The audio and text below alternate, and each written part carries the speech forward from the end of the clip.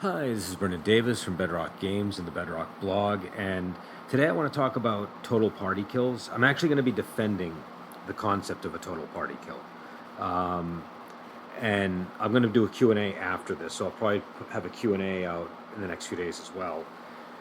The reason I want to do this is, well, first off, let me just say this isn't, I'm going to be defending total party kill, but I also acknowledge and I understand that there are different types of campaigns, there are different types of play groups, and so for some groups, playing with total party kill on the table, or with certain campaigns playing with total party kill on the table, is just not going to be doable for whatever reason. Whether it's because the style of play revolves too much around characters not being killed in that way, or if it's because the players themselves are just not accustomed to dealing with the possibility of a total party kill. I've noticed that people really shy away from it these days. I grew up playing when total party kills just kind of happen sometimes. Not in every group, not in every campaign. Around the 90s, it might have happened earlier, but I noticed it in the 90s. And probably a couple years in, I started seeing a lot of advice that really encouraged GMs to be less lethal, to only kill characters when they do something really stupid, to avoid total party kills. And my issue with running games that way is I think that it again, anybody who's followed my campaigns, they know that I don't run things so that it feels very gamey. But I do respect the fact that there's a game at play here. And sometimes you lose the game, and that can mean you have a total party kill. I feel like that adds such a level of excitement and surprise and unpredictability to the game that it's really important. And what I would say in its defense, and again, for people who don't know, I'm assuming everybody knows, but a total party kill is when all or pretty much all of the characters are killed in a given encounter. And it might even be a fairly innocuous encounter. It doesn't necessarily have to be like the final big encounter that you guys were planning on having. Um, most of the most of the like enthusiastic gaming stories I hear from people, like their fondest memories of gaming, they usually fall into like one of three boxes. Something really silly that happened, something really amazing that happened, some great victory, for example, and total party kills. Um, I like hearing people's accounts of total party kills. I like talking about total party kills that I've had as a player, not as a GM. And I think that, again, I get it. There's, like, not everybody's into it, but it's not some sin if you're running a game and the player characters all die. Um, that's, I mean, that's sort of part of the contract that you sign up for when you play with a game with dice. And again, I just commented the other day on, there was a whole thing going around where a question of whether you would, if a player is role playing and if you can forego a role, and I think sometimes that's perfectly fair. I think that's kind of an unspoken mechanic, anyways. I think if like when it comes to social mechanics, I think there is this idea that what the players say sometimes matters more than whether it should just hinge on a die roll. And sometimes what I tend to do is I tend to call for a die roll only if I'm uncertain about the outcome. That's how, if you look at the Ogregate books, that's how I phrased it, and I phrased it that way for that reason. So that the rolls can still matter, your skill ranks can still matter, but what you say in character is ultimately the most important thing. Everything, I always want what happens in setting to be the most important thing. So, I'm not like, it's not like there aren't times where I think that, you have to know when to roll dice and when to not roll dice. But if you're going to roll dice, especially in combat, characters are sometimes going to get killed, and sometimes all of the characters are going to get killed. And I think that it's better if you just run the game that way and you get used to dealing with the aftermath of it. Because the aftermath, I alluded to this in my previous podcast where I was talking about the crippled Avengers and things like that, and how, and the lethality of Righteous Blood, Ruthless Blades. Here, I think, I think that, a total party kill it doesn't. It's not necessarily the end of a campaign. It's certainly the end of the characters. But if you think in terms of the campaign continuing and not just the player characters, then that can become a backstory. You know what I mean? Because now you have this situation where and again, it depends on what happened. Obviously, if they died on the side of a road because they got killed by some random orcs, it might be a little bit trickier. But if they died going into a dungeon, now there's this story of these characters who went into the dungeon and never came out. And, the new characters can just be people following up on that. Or they can be friends and family that are going to recover the remains of whatever.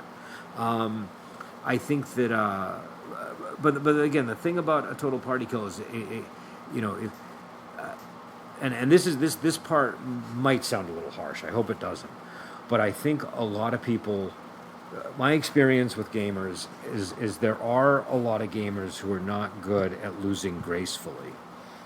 And I think that that's to the detriment of gameplay. If my character dies, I just accept it. If there was a really questionable call, maybe you bring it up to the GM. Like, I'm not too worried about it because I just get sometimes bad calls are made. I'm not gonna fight over it with people. But if there's like a really questionable call, fair enough. Like, bring it up, see what other people at the table think. But I really think that the games function better when you have players at the table who are accepting of those kinds of outcomes. And I understand that that's potentially the most contentious thing that can happen, a character death or a total party kill. But again, I mean, if you're playing with dice and you're rolling dice in combat, I just don't agree with the idea of fudging things so that you don't have character death or so you don't have total party kills. And then the question becomes, well, what kind of system do you want and how frequently should that come up? And that's a totally fair conversation. And obviously there's some, like I said, there are some types of campaigns where that's just not on the table. Maybe you want to play a game where characters have plot immunity and there's, a system for that or whatever. That's totally fine. But I think this convention that's emerged where it's become the predominant way to play, where total party kills are avoided and even character death is avoided, I don't think that's healthy for the hobby in terms of like how gameplay functions, because then you have to kind of fight against the game. And I think we've invented a lot of rationale around why that should be done. But again, it's not, the sky's not going to fall. If you don't do it, fine. You still probably have fun. I'm not saying you won't have fun. I'm not saying that it's not a style of play that can work. I just think if more people tried allowing, like, when the total party kill happens, let it happen. When player character death happens, let it happen. I think that they'll find over the course of time they will have a more exciting and fun campaign. And sometimes it's going to come to a crashing halt because all the characters died, and then you sort of figure out what to do from there and you can keep going, and it's fine. It's okay to have loose threads due to a total party kill. Maybe that adventure was never meant to be completed. And again, you can always have other people pick up where they left off. But again, style of play matters here. I get, okay, but we want to play a heroic campaign where we're the heroes who make it to the end. That's fine. You can do that, and that should be understood by everybody from the beginning. I'm not sure that needs to be the predominant style of play like it seems it's become. And and again, I'm not necessarily attacking that style of play, but what kind of bothers me is people will talk about total party kills as if a GM who was running a game where that happened is doing something wrong. Again, that's the way. And again, look at my campaign logs and stuff. I'm not like a stickler for, well, this is the rule and this is what you got to do. I'm very flexible. I'm very open to player input. I'm not an adversarial GM at all, but I do want outcomes to be uncertain for everybody. And so if we're rolling, I want to honor the roll, and I want this stuff to be on the table. And I don't think that it's like a some egregious misstep by the GM or some violation of the social contract at the table if the GM is just enforcing the rules when a character dies. I can give an example of when I was working on, and I don't have like total party kills all the time in my campaigns. They're just things that are on the table. I can give you a very good recent example of a situation where a character almost died but didn't. There was, and again, this everything that I do is kind of very setting dependent. So there was a character who was had an assassin sent after him. And in my campaigns, if an assassin comes after you, sometimes they're going to be equipped with really good poison. And this guy was equipped with poison that'll kill you in just a handful of seconds. And it's one of the few poisons where there isn't an antidote. So this was a rare situation. This isn't like every time an assassin comes for you, this is going to be a guy like this. But this is the guy that was in the setting that had this kind of thing. And so when he attacked the player, I knew there was a reasonable chance that this player character could die. But I was honoring the dice rolls, and so the character made his attack roll. One of the other players used a counter that sends the attack back to the attacker, and so the assassin was hit by his own poison. But then, as the players saw, I rolled a d10 to see how many seconds it took, and he died in like 3 seconds or something. So. The players were very aware suddenly that this was a potentially lethal situation. The character just dodged a bullet. And again, that's in a situation where things were definitely dangerous from the beginning. But it also can just happen where a character just is hit with the technique and say somebody's rolling open damage and they take a bunch of wounds and they die. We've had things like that happen. Again, this stuff doesn't happen all the time. I mostly run Wandering Heroes of Overgate, and there's a bit of a buffer with your health where you can kind of, as long as you're not hit by like a poison dart or a poison bolt out of the blue, or as long as you're not, hit with some amazing technique by some ferocious master, doesn't care if he kills you, then, you often can survive. But death can still happen, and total party kills can still happen. Another example is when I was working on Strange Tales of Song Ling. I wanted that game to be lethal. I wanted a lethal horror game where the characters would be afraid because they knew that they were squishy and they could die if a monster was attacking them. And so in the very first adventure I ran, I believe it was the first adventure. There might have been one other one before this, but I had been very carefully setting the wounds and everything and the damage outputs and all that so that this would be a lethal game. And we were running Heads of Waterfall Bay, which is an adventure that's that comes in the book. There's 4 adventures in there, and there was a total party kill, maybe about halfway to 2/3 of the way through the adventure. And as soon as that happened, I was like, okay, this is about calibrated where I want it. Now I double checked. We kept running it and making sure it was where I wanted, and I didn't want a total party kill every time. But I wanted to make sure that sort of thing could happen. And so, again, that's a setting where the total party kill is kind of more on the table. But yeah, so again, I think that, again, you don't have to run games this way. But I think for those of us who like to run them where total party kills are possible, I just don't see anything wrong with it. I don't know why people who embrace TPKs are always on the defensive in these conversations. And again, I don't think that it's, again, if you've cashed out with your players and that's what you want to run, that's fine. But I don't think that it's great that people sometimes have a hard time when their characters die in a game where character death is supposed to be possible. I think that. And again, I've been in enough tables where I've seen people deal with character death in a very ungracious way. And my general attitude is I don't play with people that are like that. Again, it does depend on the person, but generally I try to avoid players and groups where there are freakouts anytime something like that occurs. I just want to have a good time. And sometimes that's going to mean that things like that happen, whether I'm a player or a GM. Again, it's like I'm the kind of guy, like, the last time my friend Bill, who passed away many years ago, when he ran AD&D for us, I made a mage, and my mage, was typical AD&D mage. He wasn't that strong, didn't have that many hit points, and he got killed by, I think, a Sturge in the very first combat, and I was fine with it.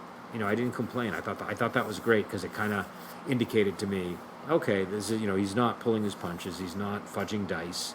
So I knew that the danger was real. And I think that's the other aspect of this that people sometimes miss. If you're not willing to kill characters when the dice say they should die, if you're not willing to do TPKs when the dice say they should happen, then the players eventually figure out the danger's not real because they notice that they're not dying, and they notice that they're only dying in extreme cases where they're somehow basically allowing it to happen.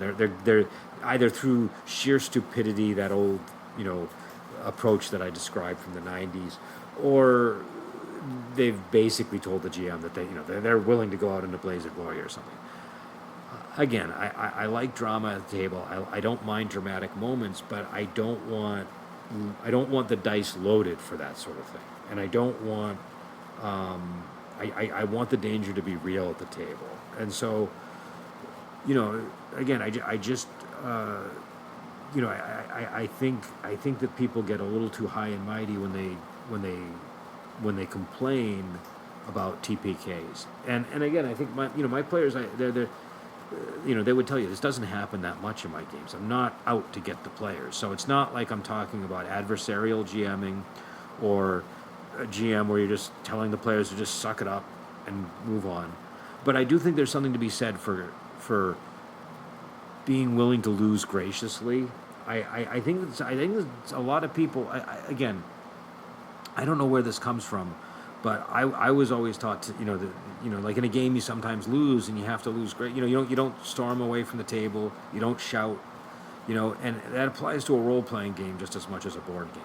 And my sense is a lot of this tendency to avoid character death and TPKs. I think a lot of it arises because people know that there are players who will just freak out. And so that's the part of it I have an issue with. If it's because the group agreed, I don't have a problem at all. Because I get, sometimes you want the players to be like Scully and Mulder, where they're not really in danger. Where that they're going to be in every episode from session to session. And I get it. That's fine. You can run a game that way. But again, sometimes I think that a lot of this stuff is more to do because it's not always in campaigns that are billed as that. Sometimes it's just in a standard dungeon crawl campaign or whatever that you see this stuff happening. I think that sometimes GMs go soft on this to accommodate players that they feel might freak out. And again, I understand that because you don't want somebody freaking out at your table. But I think the thing that needs to be remedied is the person shouldn't be freaking out in the first place. You can have a conversation, you can debate, you can go over what happened to say, did the GM make the right call? And I don't even have a problem backtracking. If I made a bad call, I'll undo stuff that happened in the game. I don't mind. I don't care about that. Because if I if they point out, oh, you didn't use this rule and I wouldn't have died otherwise, I think that's totally fair. I'll go back and change it. But I think that if the character dies and the person gets up and walks away, if the person shouts at the GM or the person gets really argumentative with everybody, you're just being a sore loser, I think, And so I get that people care about their characters, but that's just not the style of play I like to do. And so, I want a game where it's exciting because the danger is real, the dice are really being rolled. Your characters can fall into pits and die. They can get their arms chopped off. I just think that that's a more exciting mode of play most of the time for me. I'm not saying every single time. If I'm running certain styles of campaigns, I might play in a different way. So this isn't like an absolutist. You should always play this way, and if you don't, you're a sucker or something like that. It's just I genuinely think that a majority of people would be better off if they allowed this stuff to happen in their games. And I get it, there might be some GMs who go too crazy, like they're throwing Tarrasques at you when you're level 3. They're doing all, I'm not talking about that. I'm talking about a GM who's genuinely attempting to provide fun evening of entertainment, not abusing their position as a GM, but, occasionally introducing potentially lethal threats. I think that's fine. and I think that makes the game more exciting. So I don't know. That's my 2 cents. I'll be back on probably in the next few days with another Q&A. I got a bunch of questions. I actually wrote them down. I was going to answer them at this one, and then I realized I wrote the questions down wrong, and so I got to go back and check the question source. They were in my Discord, and I'll rewrite them for myself so that I can read them correctly, and then I'll answer them. They were all pretty important questions too, so they're ones that I would like to answer. And so until next time, I will talk to you later.